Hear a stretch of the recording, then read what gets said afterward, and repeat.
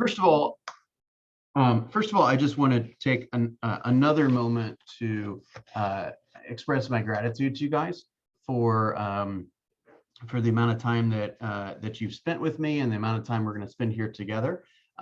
This is a leadership council, and I want to make everything worth your time.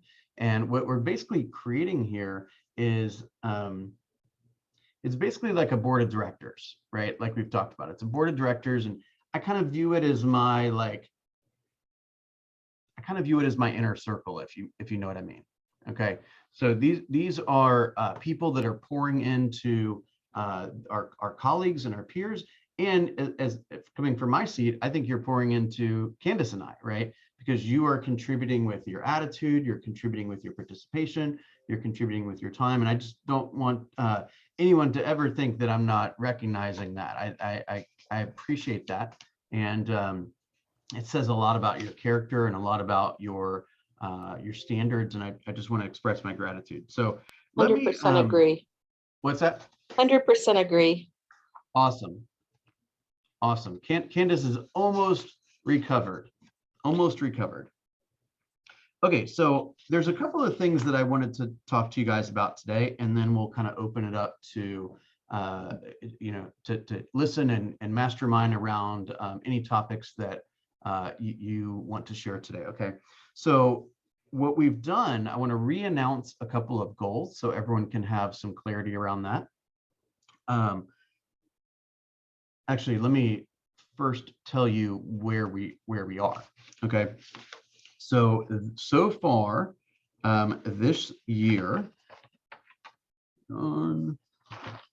this year, since January, we are at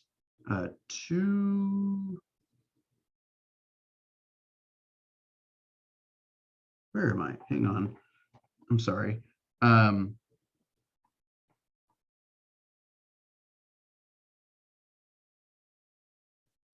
Shit, hang on.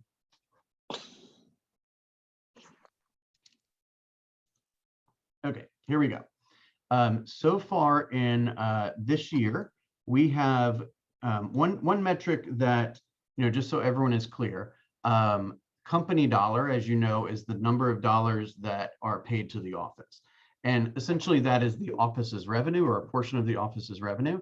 And everything kind of lives and dies by that, because that's the money they use to pay the bills and to invest in you guys and all that stuff. So that's a metric that is pretty closely monitored. And obviously it's something that I'm monitoring too. So the year to date, we've contributed throughout the PC program just a hair above $200,000. My goal for the rest of the year is to be at 525 by the end of the year, $525,000 of company dollar coming specifically from our group. The target each month is to be at 25% of the overall office's company dollar at that time. Just to give you an idea, so far this year, we've been at 14%, 21%, 17%, 27%, which I got a lot of high fives on, by the way, and I'm grateful for that, 24% and 20%. So it's just something we keep our eye on, okay? GCI, so far this year, you guys, we've been at $874,000 in earnings that you guys have earned. That's pretty awesome, right? Pretty great. My target for the rest of the year is to be at $2.3 million. $2.3 million. Okay. So far, we have closed 114 sales. My target is 300 sales. 300 units closed. Okay. Actually, everything I'm telling you is just through June. It doesn't count anything in July, just so you know. Okay. And our total volume is a little over 31 million. So right now, we are just a hair shy of being a millionaire real estate team halfway through the year, right? Many people in leadership consider us to be the largest team at the office. And I just want to congratulate you, because not only are we the largest team at the office, but we're the most productive team at the office. So high fives all around on that. And by the end of the year, my target is to be at about $81.5 million. $81.5 million. So these are things that we'll continue to share with the group and help you understand if there's one of those metrics that needs some special attention so we can all put our heads together on how to address it. Fair? Okay, any questions on that? All right, I'm going to throw out a couple of things that we have started to do in the last few weeks since our last meeting, and hopefully you guys have known me long enough to know that I am open to feedback and criticism and suggestions and all of that. So just let me have it, okay? One thing that we decided was lacking in the program was recognition, right? I think people are working extremely hard, and how do I want to say this? Just the group of real estate agents in general, me included, like a little bit more recognition than the average person. Is that fair to say? You agree? Okay. So I want to make sure that that's a part of our culture, right? So one of the things that we've kind of taken two big steps on that. One is we've designed these little graphics that I've been putting into the chats, just congratulating people on their closings and on their listings taken and on their properties under contract. Number one, do you like them? Do you like what you see? Is it too much? What's your feeling on everything?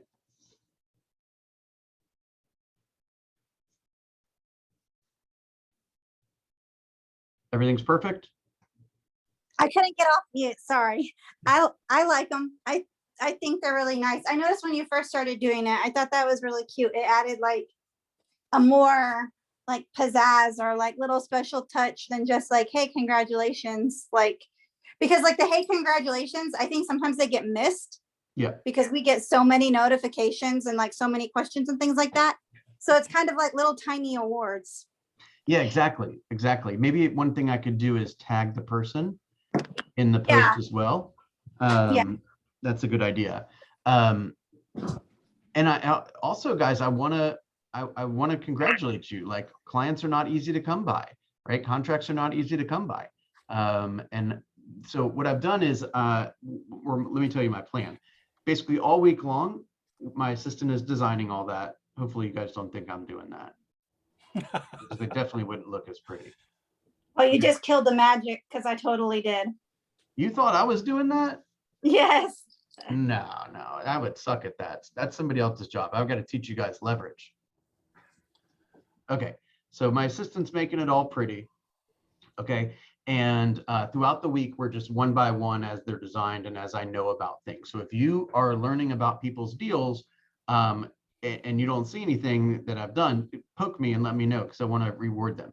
Most of the things I'm doing are just my private conversations and Candace's private conversations and what I see on the reporting page. Okay, so my plan is at the end of each week to basically create a collage of all of those and to send that out, but also to put it in the daily newsletter.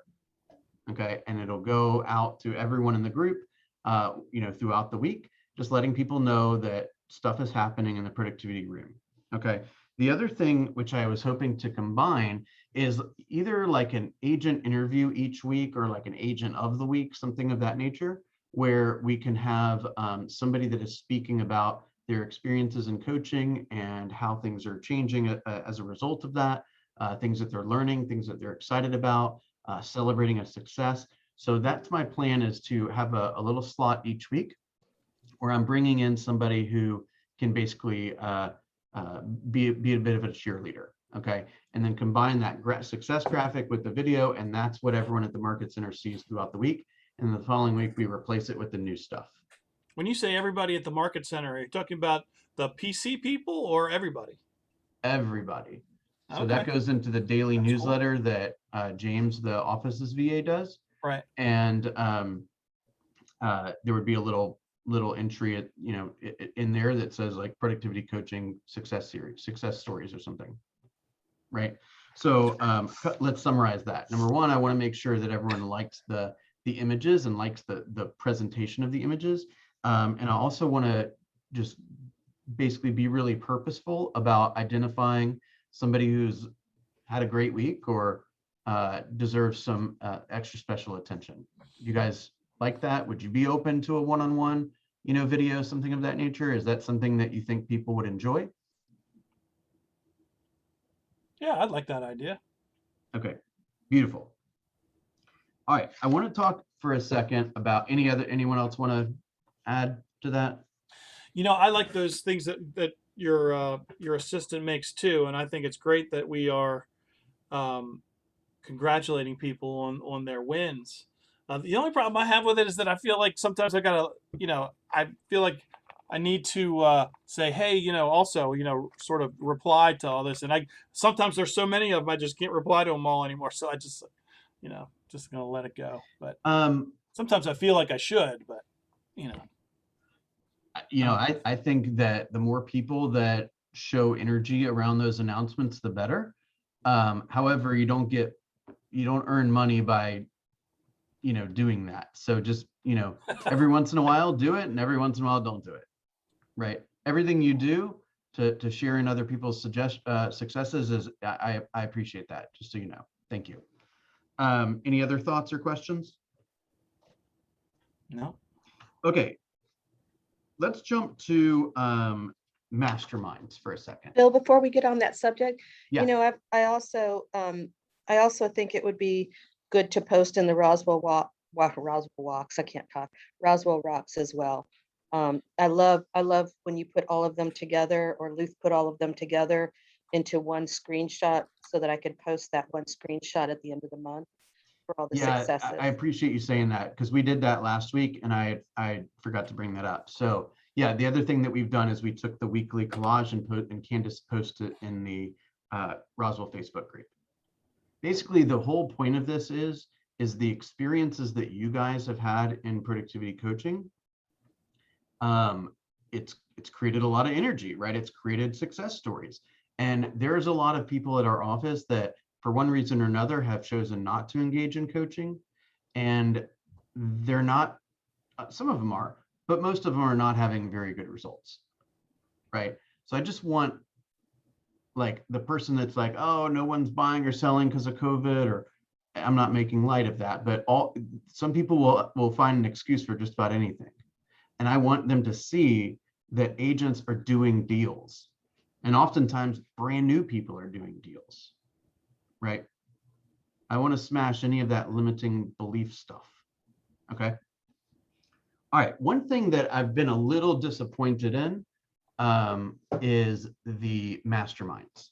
So we've been doing masterminds since the very beginning, where once a week we had the launch group get together, and once a week we had the growth group get together.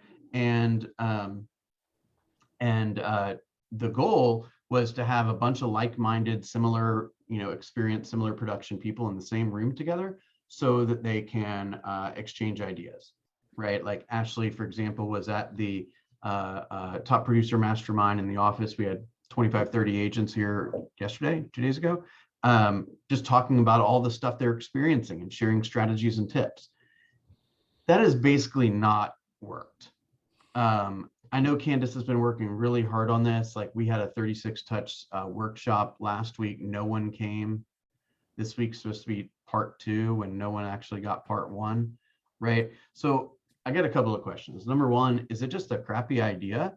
Is it the wrong day? Is it the wrong time? Do you guys not understand the benefit of it?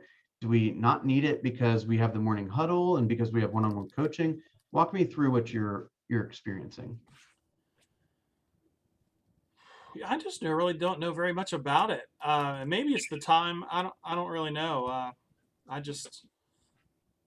Honestly, it's not really ever really on my radar for some reason. Okay. I know for someone like myself, the timing actually overlapped with some of the office scheduled events. And so, if individuals are planning accordingly and they're planning out their week, oh, if I'm going to attend this, and then, the day before, Yeah. it's kind of like, what do you do? Yeah, something's got to give. Yeah. Okay. I hear I've that. noticed Anyone that too. else? I've always, if I am aware of it, but there's something else going on, so whatever else that's going always gets, preference. Okay. Okay. Anyone else have any thoughts on that? Should we maybe do an evite to these events? and see how many people are coming so that neither Bill nor I are sitting on Zoom for 10 minutes doing nothing, waiting, not doing nothing, but waiting. What do you all think about that? Would an Evite help? And then you could respond to her. Is that just one more thing to do? I personally kind of think it's just one more thing to do. The thought that just popped in my mind is maybe let's do it less often. Maybe we do it once a month or once every other week or something like that. And I'll be honest, I haven't really gone out of my way to like double check with the office calendar to make sure nothing overlaps. Maybe that would be a little bit of a better idea. And maybe we've been announcing the topics, but maybe we can announce them a little earlier. I'm not sure if that would help. Honestly, for me, it's like, it comes down to blocks. And like, I know when I first started, before I was really like out working with like actually clients and doing as aggressive lead gen as I am now and like the open houses, I was like hitting all of like the trainings every single day that we had multiple times a day. And now, like, it just comes down to the number of blocks that personally for me that I have. And like this last week doesn't count because it was crazy and I was out of town, but I try to do morning huddle as much as I can. But that's a huge block right there that I automatically every day allot for, morning huddle. Team meeting. And again, the last, like, I think 3 team meetings, I haven't even been able to get to just because of like doctor's appointments with my kids and me and stuff. But that's a huge block right there of time. So if like, especially if you're looking at Tuesdays, if we've got team meeting, we've got morning huddle, and then I have my one-on-one with you on Tuesdays. For me, Tuesday is completely booked out with Zooms and meetings. So and then by the time I'm done with all of that, it's time for me to put on my mommy hat and be time to be a mom for the rest of the day. So I don't even count Tuesday as a work day. So that leaves me Monday, Wednesday, Thursday, and Friday. So it really just comes down to blocks.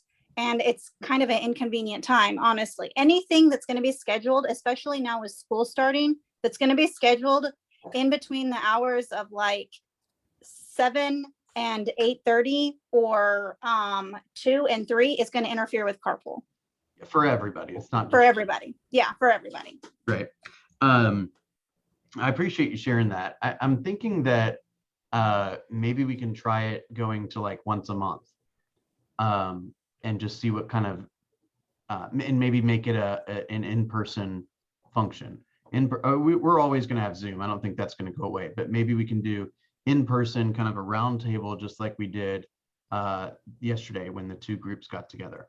I think that could be a little bit more valuable, and pick a time that doesn't conflict with the office, because I get it. It's just a lot of time blocking. It's very much. Now, I'm going to say something that I probably get yelled at for. They record team meetings, right? Yeah, so you can go back, but I like to go be in person, and I haven't been able to. Okay, I'm just saying that is ultimately that could be something that gets the chopping block too, and you just watch it again at midnight as you're falling asleep. Love you, Aubrey. I agree, though. I think once a month would be perfect, because then you kind of look forward to it and sharing those ideas and getting new ideas. But once a week, I think is maybe too much. Great. Is there, all right. Is there a day or time that works better for everybody? Not Thursday. And not Tuesday. Not Tuesday, yeah, because of the team meeting. And Monday and Friday are crazy. So that takes us to Wednesday. All right, Wednesday it is. Okay, Wednesday it is. And maybe that, all right, well, I'll come back to that. Okay, Wednesdays once a month. Thank you so much. Okay, let me talk to you guys about contract to close for a moment. So this is, I'm not quite ready to make the formal announcement, but I am in basically final negotiations with a gentleman who has been an operations manager and a contract to close, basically executive assistant for many years. And he is starting his own essentially contract to close business. And we are working on fine tuning certain packages. So you could buy like a buyer's package, and then all the stuff that has to happen behind the scenes, all the administrative, all the compliance stuff, all the uploading to DocuSign, all the most of the writing of the contracts, all that kind of crap. We're going to say, we'll do it all for you for this price. The numbers we're looking at right now, typically that service is available for about $375 per transaction. We're looking at right around 300. So the goal is to bring that service to you at the same, if not higher quality, for a lower price. Okay, that's something that there's kind of a loose promise that I made to the PC2 people, and it looks like it's coming to fruition. So that would be an opportunity for all of you guys, and another benefit of those that are in the group to, as an added value, to get a discounted service for that. Same thing with listings. So we can have a listing input process where you're optimizing everything on all the sites, and a seller listing process. So somebody else is sending out the important dates, somebody else is scheduling the termite inspection, somebody else is writing the amendment to address concerns, somebody else is booking the closing. You see what I'm saying? Yeah, I love it. I'm Okay. excited about that. So that is soon to be official. But since you guys are my inner circle, you get to know first. Okay. Awesome. Okay. Another topic which I am struggling with a little bit is, man, I just want I want the culture of our group to be being here, finding business, right? I think that's a big deal that we're lacking right now. I know people are hesitant to come into the office. I know it's summertime. I know COVID's coming back, all that. I really would love to have people here in the mornings working, right? Because that shows people that it's normal to work. Like, this is what we're supposed to do when we're working, right? So I just want to put that out there. If there's ever an opportunity for you to, maybe there's one day a week you could work from the office, or let's say you're helping somebody, or you're doing script practice or something, maybe do it from the office, or make some calls from the big room or something like that, so people can just see that there's the activity going on, right? I'm more than happy to go in there and make the calls with you. But I really wish there was some more in-person engagement. Do you have any ideas for how that can happen? I just think it's probably the best way to do it would be just word of mouth. Like Donna and I, we talk offline a lot. If I'd said to Donna, "Hey Donna, I'm planning on going in on Wednesday or whatever. I'd love to see you there." Maybe it starts sort of organically like that. Do you think if we did like one day, like maybe, I don't know, let's say Tuesdays. So Tuesday, everyone gets here in the morning, we do our huddle in person. Then we break and make our calls. Everyone's kind of there, and then people can stay for the team meeting. Something like that. Do you think maybe if we picked one day and we kind of push towards that, then maybe, we'll see if it catches on. If it does, maybe we'll add a day or two as well. This is something we've been struggling with from the very beginning because of COVID.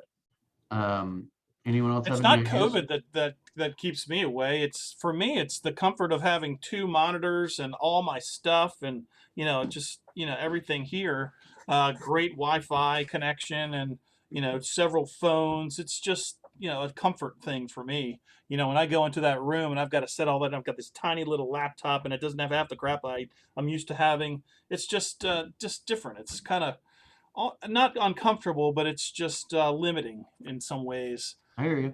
So Yeah, I mean, that's obviously fair. I hear you. Yeah, I was gonna piggyback kind of on that, like someone who doesn't have an office, if everyone wants to be in the big room.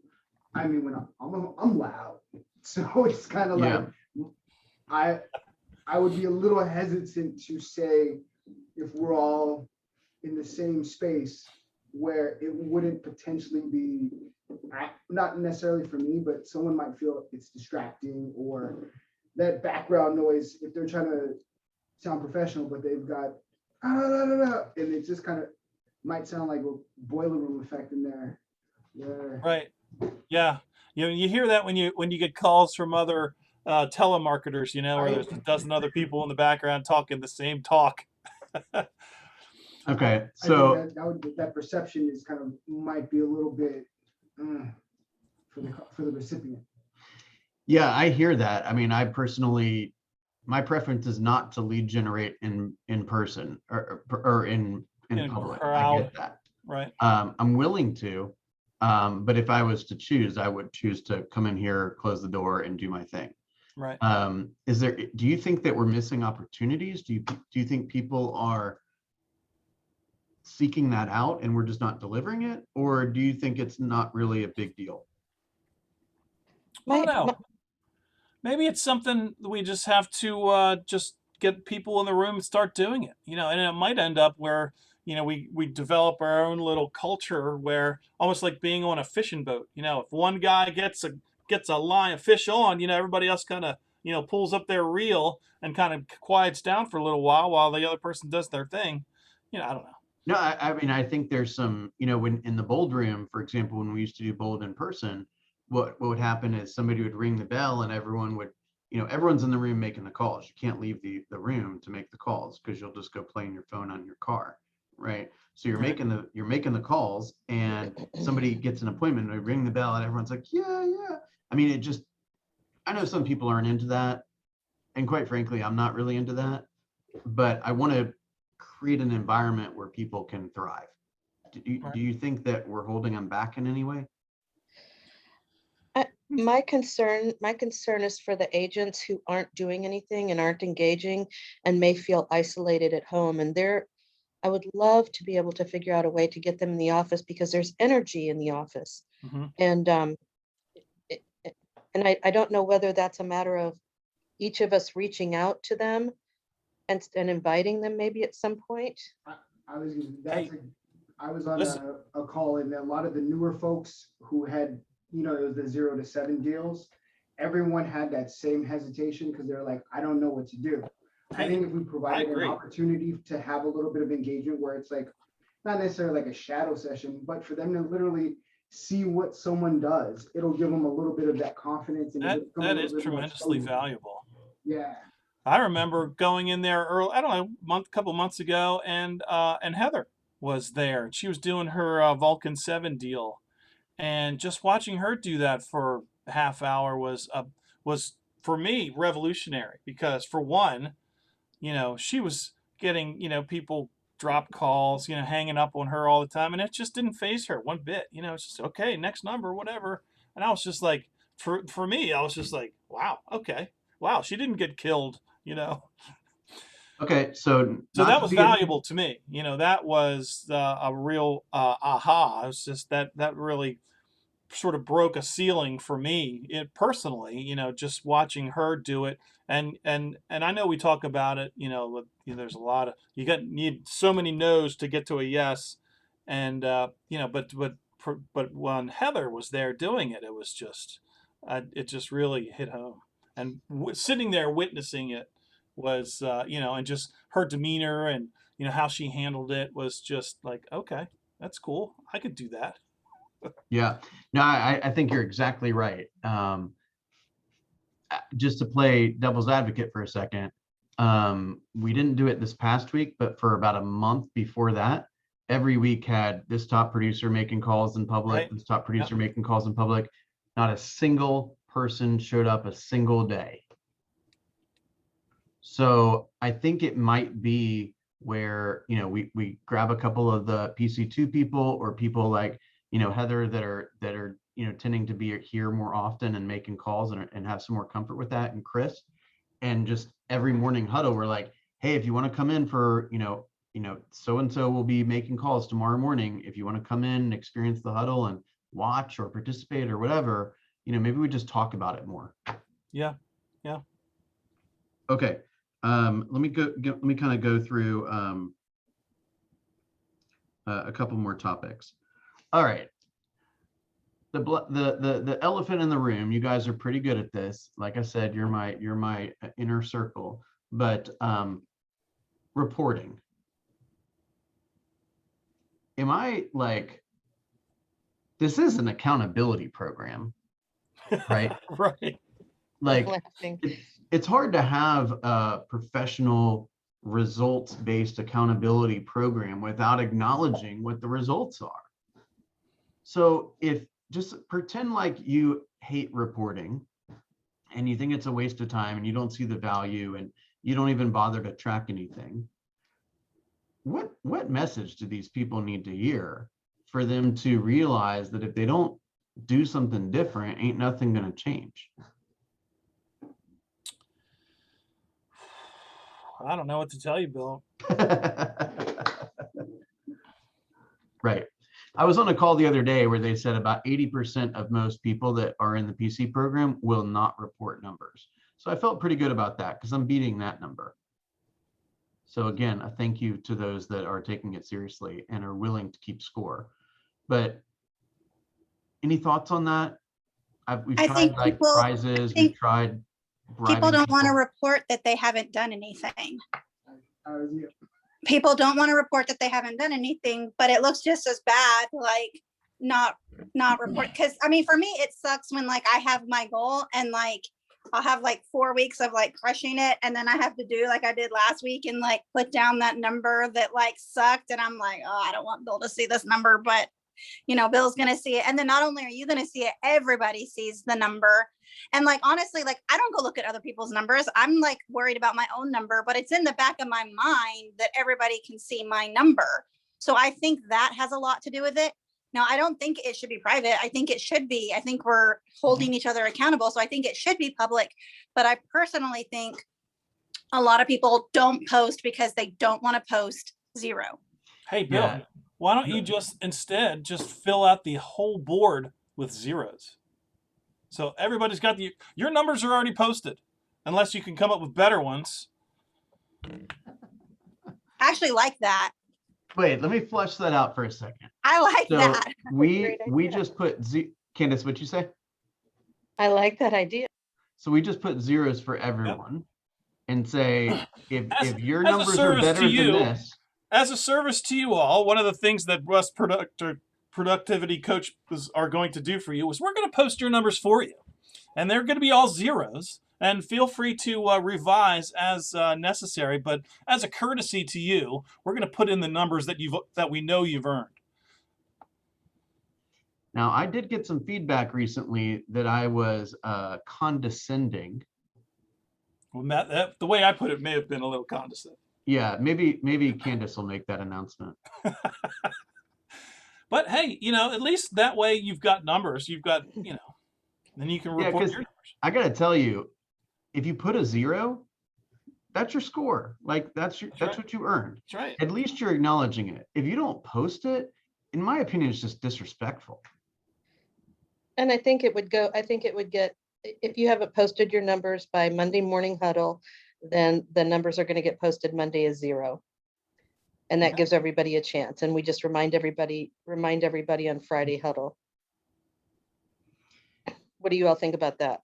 I don't know I if say put start that the whole last month week. with zeros. Why wait till Friday? Well, because it's not, I don't think it's fair to penalize those people who are consistently reporting, and it gives them an extra action to have to do to delete something and change it. Yeah, the only struggle with that is like if they miss the deadline, then they'll just miss the deadline and there's no repercussions or anything. And then it feels weird if I go back and say, hey, didn't you do this 2 weeks ago? Because the numbers are what I'm judged on, Mhm. Right. right? I have to defend those numbers. Right. Well, let me ask you this, Bill. Are you judged on the lack of numbers? I mean, do you take what you have? I mean, do you take the number? Do you just assume everything is a zero, or do you basically, if you only have 10 people out of 100 reporting, you just take those 10 and average them out, or how do you do it? No, we're just summing them up. But to answer your question, that's a really good, interesting point. I'm not technically, and the numbers are what the numbers are. So if they don't report, it's as if it's a zero, Right. right? But no one's coming in and saying like, hey, 40 people didn't report, you're in trouble. It's, hey, you got this number of listings, and it looks bad because, if we took the, let's say 40, 45 people that are consistently reporting, and all these numbers were reflective of just those people, then the numbers would look pretty good. right? Right. But if we double the group because half the group doesn't respond, then the averages don't look as impressive, Yeah. Right. right? What- Okay, go ahead. Is there a metric that's been shown as far as, is it mostly veterans who have been inputting numbers and it's majority of the rookies who are not? I think that's gonna have a definite correlation to what was said earlier.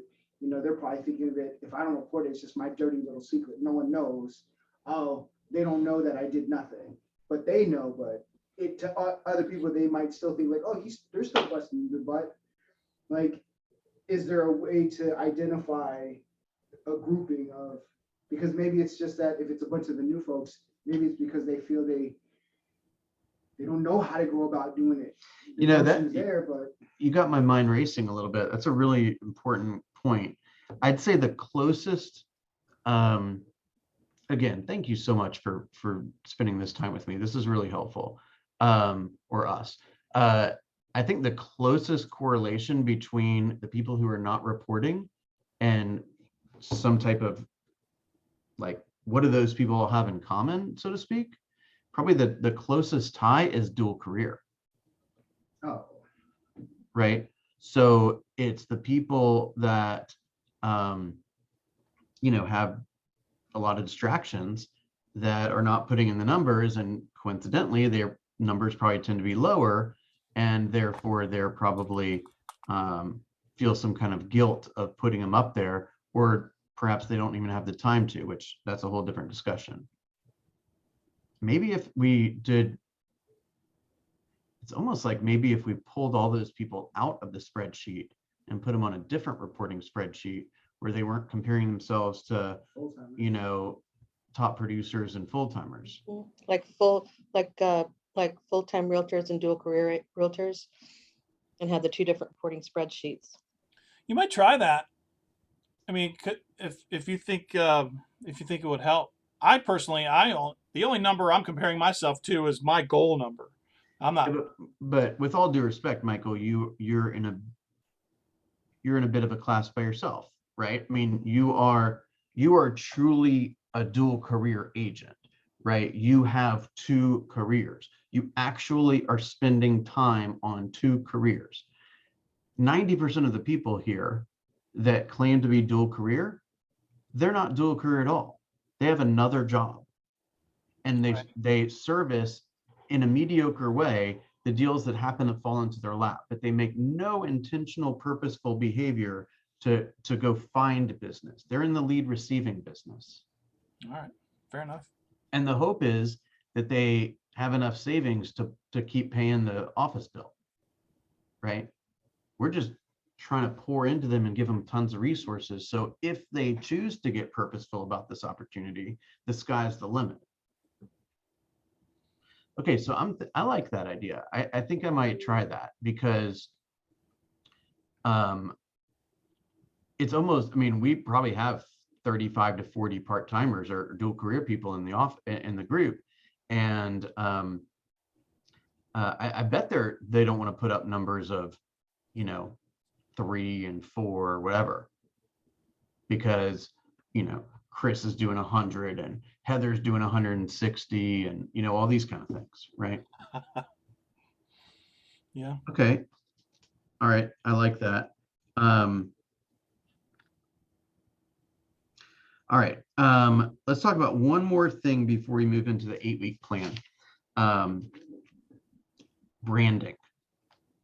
I've been toying with this idea for a long time, and I just haven't. I've been trusting that. On this, Pam reaching out. She's coming on in a second. Yeah. Thank you. Okay, so branding. I've got this like little, I don't know, you could call it a limiting belief. I don't know. I've got this like little bird in the back of my head that says, do people want to join productivity coaching? Or could it be like rephrased or rebranded where people didn't maybe immediately think that it was going to be all about numbers and something like that? Although, guys, business is about numbers. If you don't like numbers, you're going to have to get into a business that doesn't involve people. And then you're going to be painting stripes on the road and making $25,000. I still like productivity coaching. I think it's what it is. Yeah. Okay. Any big dissents here?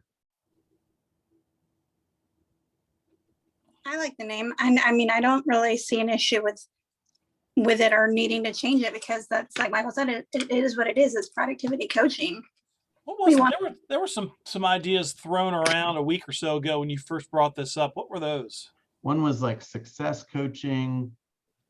One was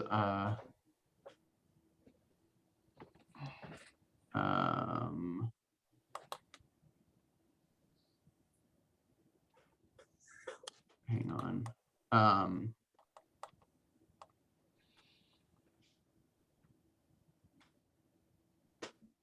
Yeah, it must have been on a different forum.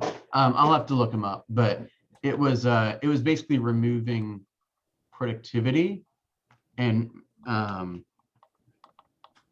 of insinuating like that it was a, you know, like a acceleration or you know, launch or something like that, where it kind of implies that I almost want it to be like, how in the world could you not choose to join this group? Well, maybe we'll have some more ideas after you talk about this eight-week launch deal, because that to me is very exciting, and that could be a revolution, and that could become its own thing and the foundation of everything. So who knows? Well, maybe we'll come up with a branding around that. That's your copy. Okay, let me walk you through the 8-week thing real fast. Okay, the way that we have essentially adopted this idea is as follows. Okay, so I know all you guys have MREA2 plans. I think what I'm realizing is that it's got to be even more simple than that. This you should have seen the one I had back in March of last year, right? You probably could have cooked dinner with it. I'm making it simpler, and I'm realizing that it has to be even more simple. Okay, so this is essentially the plans right here. Okay, we phrase it around the idea of capping. So, Michael, would you prefer to cap in 3 months, 6 months, or 12 months? Let's do 3. Okay, so 3, if we cap in 3, then here are some stats. Okay, you need to speak to 3,408 people all year long. Okay, that's 16 per day. And that's, by the way, that's 220 work days. So I'm way far away from you working day and night. Right. Right. 60 appointments. You'll take 38 of them. You'll close 24 of them. You'll make $250,000. Okay. 3 months into the year, you will have capped. In the next 9 months, you will take all that money without any fee. Okay. If alternatively you want to make closer to 100, which is probably by far and away the most common answer, that's a 6-month capping plan, and you just simply have to speak to 8 people a day. You'll go on 32 appointments. You'll take 20. You'll close 12. You'll gross 126. And the other plan is a $63,000 a year gross income. So you have to talk to 852 people, 4 a day. Good God, we're in the people business, right? 16 appointments a year. 16 appointments a year. Take 10, close 6. You make 60 grand. Okay. If you want something in between, we can create a custom plan for you. But is this simple enough? Yeah. Okay. So what we then take is we say, the plan is based around this. Show me, coach, how in the world am I going to get 60 appointments this year? Where are they coming from, right? Show me how I'm going to get 32 appointments. Show me how I'm going to get 16 appointments. And what we're going to find is all going to come down to which lead generation levers you want to push, okay? So that is a week, so to speak, in the 8-week program. So let me walk you back up through this, okay? And I can share while I'm thinking about it, I'm going to download this and put it into our group. And if you have some ideas later on editing or whatnot, or adding or removing things, please let me know. Okay, this is essentially a rough draft. Okay, it's taken so long. Okay, first week. Oh, by the way, the structure of this is really contained within the one-on-ones with Candace. So as we know, 0 to 3 units, Candace is meeting with you 15 minutes per week. 3 or 4 units to 11 units, I'm meeting with people for 15 minutes a week, and beyond 12, we get 30 minutes a week with me. Okay. So there's the hard copy. So when somebody comes into the group, we have an orientation with them, and Candace is kind of using these weeks as the framework for kind of their weekly assignment to keep them on track, right? So first week is tools and orientation. We're making sure they have their super box, they're making sure they have their lockbox access, getting them to a few FMLS trainings, getting their sign, headshot, command overview, daily success tracker, social media platform updates, office resources, and making sure their DocuSign is connected to command. Okay. I do think buying a sign is pretty important, because when you buy a sign, you feel like you need to put it somewhere. Okay. For years, I had an extra sign, and I put it right in front of where I parked my car in the garage. And every freaking day I walked in and I said, what in the hell is that doing there? Can't get any commission checks with the thing sitting there. It needs to be in somebody's yard. You follow me? I do. Okay. That's where I keep my signs, right in my garage, right in front of my car. Yeah. Very good. It caught, you know what I used to do though, is I'd get home and I'd go make one more call. And I can't tell you how many times that one more call gave me an appointment or secured a piece of business. That's cool. So I had to play mind games with myself. Okay. All right. Second week, we're going to talk about time management and the big why. We're going to pick one of these sheets, right? Do we want to make 100, 250, or 60 something, right? So people are going to know, why are we doing this, right? How do we select our time frame to cap? We're going to start to get a better understanding of your schedule. We're going to be very clear on the number of units, appointments, and contacts we need.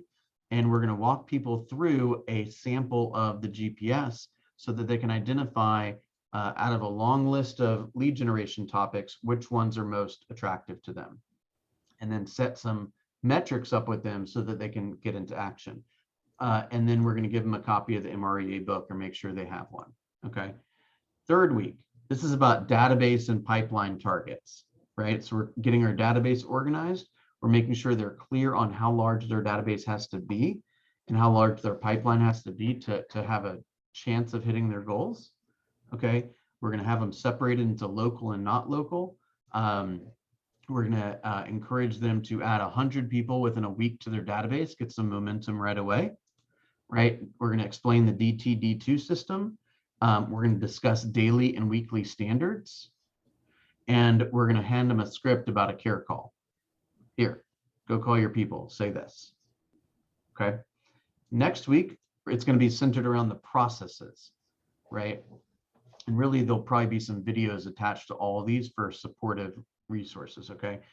Process, so buyer process, start to finish. Seller process, start to finish, right? We're gonna make sure that you're capable of explaining those processes and setting expectations, and you have some checklist so that nothing slips through the cracks, okay? Next week is all about contracts, okay? So here's a list: BBA, listing agreement, purchase and sale, all the loan documentations, amendments, counteroffers, writing offers, disclosure statements, right?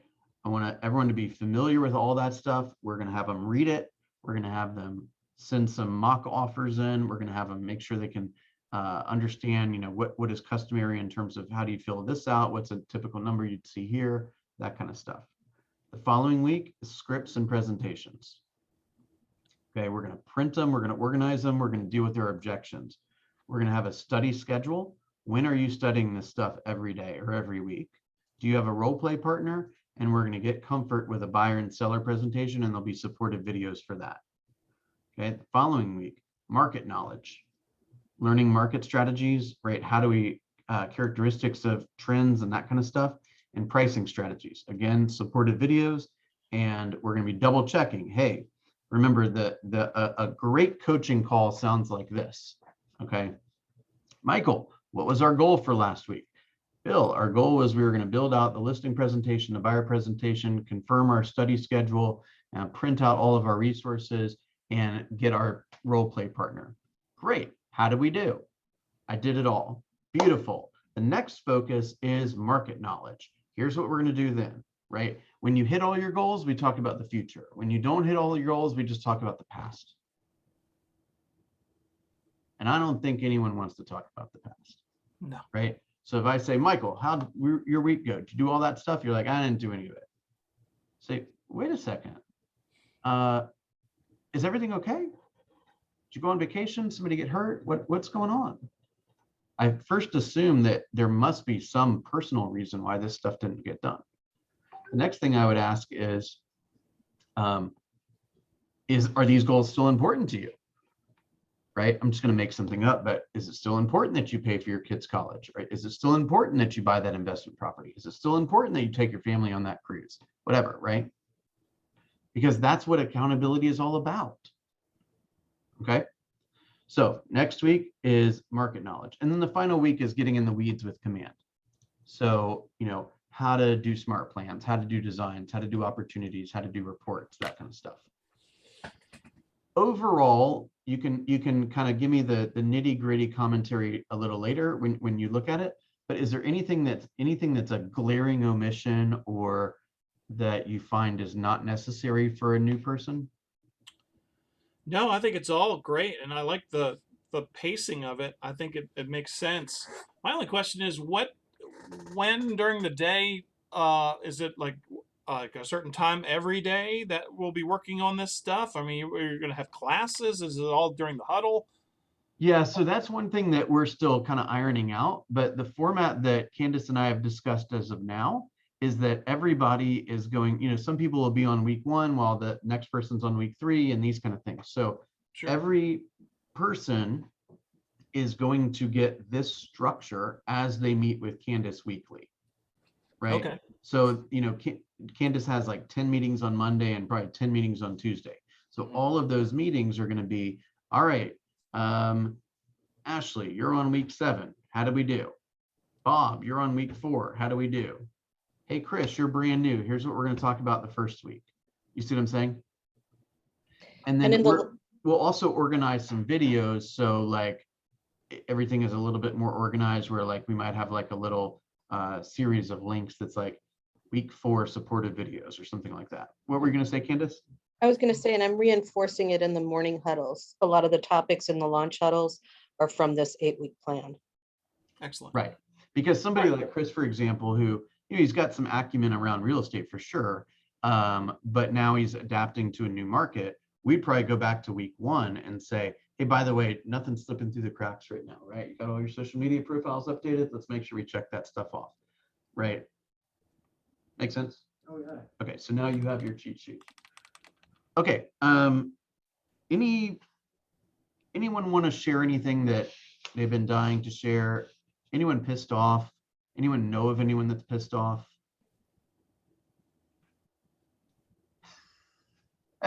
No, I don't think so. I mean, I'll volunteer. I'm going to be You doing. pissed off? No. But I'm going to just go on an assumption that if the dual agents, obviously not you, the ones are struggling to report, it's probably because they're struggling to see any productivity. I'm always going to try to line up open houses every week, and so far I've been doing it every weekend.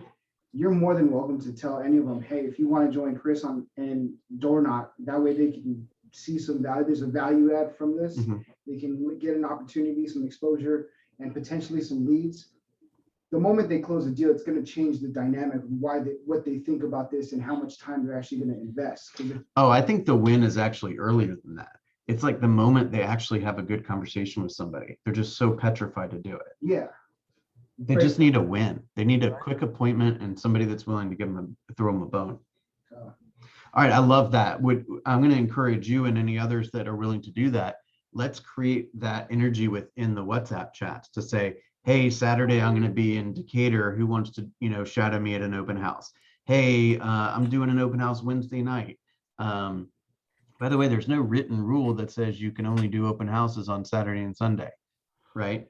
Especially as we get into the winter and, showings at 8 o'clock and stuff aren't happening. Maybe you could do, a 5 to 6 or 5 to 7 open house or something like that and serve, some kind of snack or something, right? So anything you're doing, if it's an appointment, if it's a showing, if it's door knocking, if it's a closing, I know Pam's offered that a lot. Hey, I got a home inspection. Who wants to join me at a home inspection? Hey, I just had a closing. Who wants to come and sit in the room and watch how it all happens? So thank you, Chris. And I would just ask that all of you guys be aware of that. I'm not saying you need to have a shadow for every professional thing you do, but just periodically, if you have a good relationship with the client and you think they'd be open to it, throw it out there and we will have people that agree to do it. Candace, you've been awful quiet. Anything you want to add? I'm just so grateful to this group of leaders for all of your input. I think the ideas are flowing and I love that. And so I think this is a really good group and I'm just I think she said she's delighted to be here. And Yes. she loves each and every one of you. I do. I think you're awesome. Hey, You included, Bill. Oh, thanks so much. Thanks so much. Marcia, is there something you wanted to add? oh yeah, just in regards to feedback, I've got a couple of agents that reach out to me periodically. I think it'll be good. Just some complaints that I receive, and I mean it's hard for me as well. But I think just with the dual career, I think that some people feel as though it's not enough attention that's targeted towards dual careers. Mhm. And I think that, of course, on the morning calls and everything, it's all about, between 9 and 11. Give me 1 second. Between like 9 and 11, you lead gen during this time and, during this time. And I think it's like overwhelming for someone to have a dual career and you have this training, you have that training. I think it would be ideal to learn how to prioritize so that it's not so overwhelming, because the people that reach out to me are mostly dual, people that's doing both careers and just like, well, how are you doing it? It's a package. It's still there. So that's just some concerns that I've heard personally, just as far as how am I supposed to maintain my time? And I'm like, I don't know how to maintain my time. I don't know how I'm doing it. But well, the truth of the matter is you are probably the best example of a successful dual career agent, right? And my advice to you would be, and my ask of you would be, just continue to share your story and continue to validate the things that we're all saying, which are dual career does in fact imply that you have two careers. And so, it's very possible that you work 2 40-hour jobs because that's what you're trying to accomplish, right? If you're trying to make amazing things happen, you're going to have to behave in an extraordinary way, right? Yeah, back to them always is, I'm not sure exactly what the style is with Candace, but the number one thing that I ask them is, okay, have you completed the 411 and the GPS that, is required? Because I feel as though a lot of people want you all, meaning you and Candace, to meet them 50% of the way when they're only given 5%. And I think it's, important for us to let them know, like, you have to meet them halfway in order to get these appointments, and they're not going to always be available. But if they see that you're taking your business serious by completing the little things, then they'll be more reluctant to answer, a lot of your questions. Not saying that you all wouldn't before, but you have to take your business serious first, not just when you about to put in a contract and you want somebody to answer your questions immediately. Yeah, so I'd like for that to be kind of the typical response is, You got to show up, right? Mhm. If I had $1 for every missed 15-minute call I had and somebody was like, oh, something came up, I would be on the beach right now. Okay. So it's people need to understand that this is a commitment-based business, right? You're going to make a commitment to meet your client at a certain time. You're going to make a commitment to honor your coaching appointment, right? Because it's the respectful thing to do. So a lot of people are getting into this field and they've not experienced that kind of stuff before. And I've been trying to kind of instill this like level of professionalism with a lot of people, and some people are really struggling with it, right? I've gotten texts before from people that are leaving the PC program saying, hey, coaching's not for me, see ya. I get it if you want to leave, but that's not the professional way to leave. You see what I'm saying? So I think it's people have got to understand, and this comes from onboarding, this comes from expectation setting, this comes from the other leaders. Like, this is a real deal. Like, you got to take it seriously. You got to, every day, I've said this for 15 months, every day you got to learn something and be intentional about it. And every day you got to add people to your database. Don't call yourself dual career if you haven't thought about real estate in 6 months. And Markia, I love that you brought that up because it's something that Bill and I talk about all the time is how do we add value to dual career agents? What can we do? And you're absolutely right. When a dual career agent shows up or makes time on their lunch hour to keep a one-on-one, that's when we can actually help them and help them get into production. But it's interesting because I always have different coaches, and I just hired on a new coach, and he talks about what are you willing to give up in the next 90 days in order to make a real impact, in order to create some massive action. What are you willing to give up? Are you willing to give up, sleep? Are you willing to give up watching TV? Are you willing to give up time with your kids? He actually gave up 3 months with his kids to go create $1 million. And, he's not recommending that because your kids are precious, but he's just saying there are times in our business when we have to make a really focused effort. And sometimes that does have to require sacrifice. And I know you sacrifice because you're getting the results. And sometimes that's just not something that people want easy. And that's the hard part because it's simple, but it's not easy. And it does require some time and commitment. But I do I feel though it's love a that difference. question. I love that question. Give up TV. Yeah. What were you going to say, Markia? No, I was saying I do feel as though it is a difference of being dual career and having, experience. I'm not saying that I'm an expert at all, but it's also a difference being dual career, having some experience, and then being dual career and being totally new to real estate. Like, I feel as though the PC helped me structure, but it was a lot of stuff that I knew already prior to. And I think that that's what the difference is for a lot of people. We're just trying to learn all the information and kind of go along with it. And I know one day, Bill, you talked about doing one of the morning calls. What was it? You said a number. I think it was how many minutes or so, or in a day, or in a week. Oh yeah. That was a controversial morning huddle. I got a lot of beef for that. You have 168 hours in the week. Hours, right? And Yeah. I think that would be, just like maybe a outside class for dual people to say, okay, this, or in full time, like, hey, this is a class for time management. Like, realistically, you're working 40 hours a week. Let's figure out what's important for the, maybe 5 or 6 hours, like for you to do maybe 3 to 4 days out the week. Because realistically, we're burnt out in a sense, and just to figure out how people should manage their time. Yeah, I think that it's a skill that no one is really taught throughout school or whatever. Because I offered 7 o'clock to like 8 o'clock for like 6 months probably at night on Monday night. That was the dual career huddle. Very poorly attended, right?